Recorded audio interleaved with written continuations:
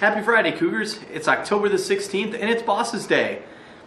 But I don't really like my bosses. So it's also World Dictionary Day. Whee! Go learn words and spell things and stuff. I'm just kidding. I actually like my bosses. If you see Mr. Kraft or Mrs. Spenhoff, give them a high five. Yay. For lunch today, Little Caesars pizza or barbecue rib sandwich, sweet potato fries, assorted fruit, and a variety of milk. We'd like to wish a happy birthday to the following students: Kazim Hilo, Joel Henderson, and Jasmine Nunemaker. And happy birthday to this weekend's birthdays, Emily Tharp and Maya Young. Any girl interested in playing basketball, please pick up a flyer outside the attendance office, which has information pertaining to open gyms and tryouts. You must have a physical on file to participate, however, no exceptions. Students, please join us Monday for our annual Candlelight Walk at Whitmer Stadium. Gates open at 6 p.m. and the event runs from 6:30 to 8. Our essay winner for this year's Candlelight Walk is Jenna Roberts. Congratulations for a third time, Jenna. Mrs. Spenhoff will be sharing some of Jenna's essay at the Candlelight Walk. We hope to see you all there. The next Pep Club meeting. Pep Club. I feel like I have to do this when I say Pep Club. The meeting for the Pep Club will be held on Wednesday, October 21st in room 102 after school until 4 o'clock. See Mrs. Farthing in room 102 if you have any questions. Attention all WJHS students, have you started planning your costumes yet? Youth to Youth is planning the Halloween dance party for Wednesday, October 28th. There's a costume contest with cash prizes. Cash money! There are 3 categories for those cash prizes: scariest costume, most original costume, and new for this year, best group or duo costume. More dance party details will be coming soon. Don't miss out on the fun. Start planning your winning costume right now. Good luck to the boys and girls cross-country teams on Saturday at the track championships in Lima. And the best advice I can give you for that, cross-country runners, as always, run, Forrest, run. Have a fantastic weekend, everybody.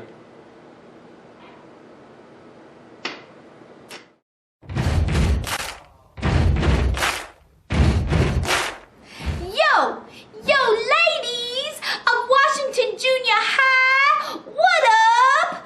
I am Chaka Minaj, y'all. I said I'm Chaka Minaj, and I'm here to say I'm inviting all you fine girls to the first Girls Rock Party. Girls Rock, in case you didn't know, is for girls only. So boys, don't show. Our first meeting is in the cafeteria. Thursday, October 22nd. We're eating pizza, making cool projects for your friends. Word. So ladies, I said ladies, sign up in the main office. That's the only way you can go, right? I'm Chaka Minaj saying Girls Rock is tight.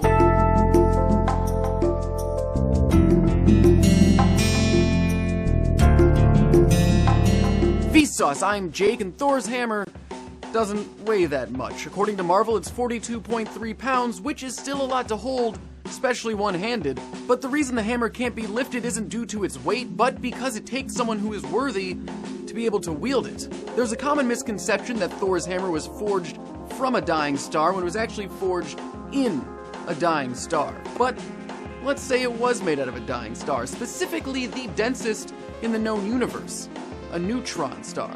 Once a massive star dies and goes supernova, the core may collapse to such a degree that the protons and electrons smash together to form neutrons, giving us a celestial body that can contain 2 times the mass of the sun within an object that is only 12 miles in diameter.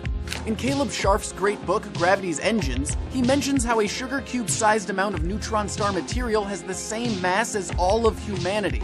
Taking the dimensions of Thor's hammer and assuming it's made entirely out of that material, it would weigh over 10 quadrillion pounds. So now you have 4.6 trillion metric tons, about 97 million Titanics, condensed into the size of an American football. And let's say you and I are having a conversation. I'm holding my Thor's hammer, and I accidentally drop it. Boom! Being alive is no longer a thing you do. In fact, a good portion of humanity has stopped doing the whole living thing. At 50 megatons, the Tsar Bomba was the largest nuclear weapon ever detonated. Thor's hammer hitting the floor would be 1.3 million times that. The closest comparison would be the Chicxulub asteroid, which is thought to have eradicated the dinosaurs.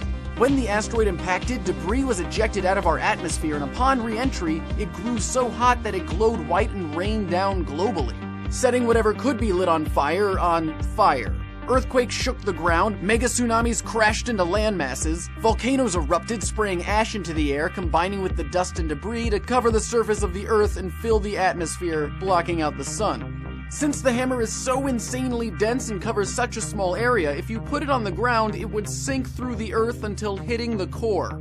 So it's best not to touch anything with Thor's hammer. However, it wouldn't even have to touch you to horribly kill you. Newton's law of gravity states that any two bodies with mass will attract each other. And we happen to have an object with an incredible mass squeezed into an incredibly dense package. If you were 100 feet away, you'd be pulled in at 1100 feet per second, almost the speed of sound. And then things get really messy because the parts of your body that are closer to the hammer experience a stronger gravitational pull than the pieces that are further away. And that difference is so drastic that your body would be ripped apart, also known as spaghettification. If Thor's hammer were made of a dying star, it would be devastating. It would also make Thor one of the strongest superheroes ever. And before you say, "But Jake, it's magic," remember what Thor said in the first film.